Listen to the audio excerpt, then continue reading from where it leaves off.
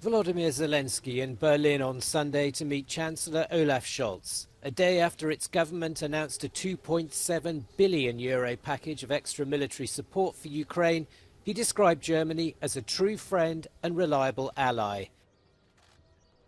Welcomed with full military honours, the Ukrainian President's mission is to bolster support among those allies. He'd come to the parade ground from the presidential palace, where he'd met head of state Frank-Walter Steinmeier. When asked to write in the guest book, Zelensky's message was, "Together we will win and bring peace back to Europe."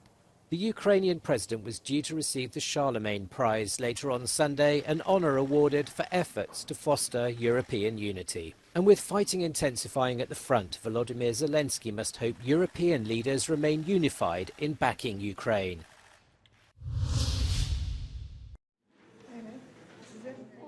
Casting his vote in Turkey's elections on Sunday morning, President Erdogan hoping to keep his 21-year grip on power in the mostly Muslim nation and prevent a shift to a more secular course.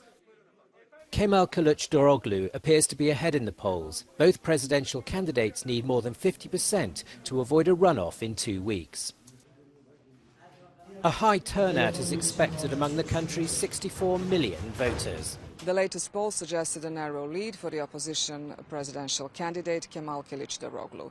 Opposition is also worried about the tense atmosphere, and they also wonder what's Erdogan's response going to be if they win. Recently, Erdogan, in a live interview, answered that in that case, he will peacefully step down, but he also said he did not expect such a thing to happen. Official results are expected later in the evening.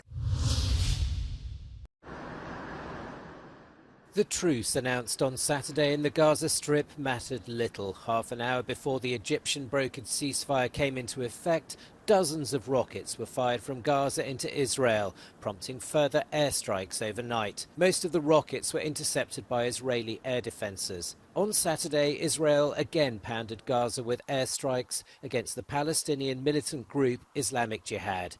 The attacks followed a fresh barrage of rockets into Israel to mark the funeral of its military commander, Iyad al-Hassani, who was killed on Friday.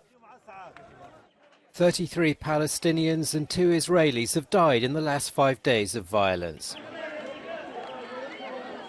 Although the agreement has not ended the fighting, it was welcomed by the more than 2 million Gazans and the hundreds of thousands of Israelis confined to bomb shelters in recent days.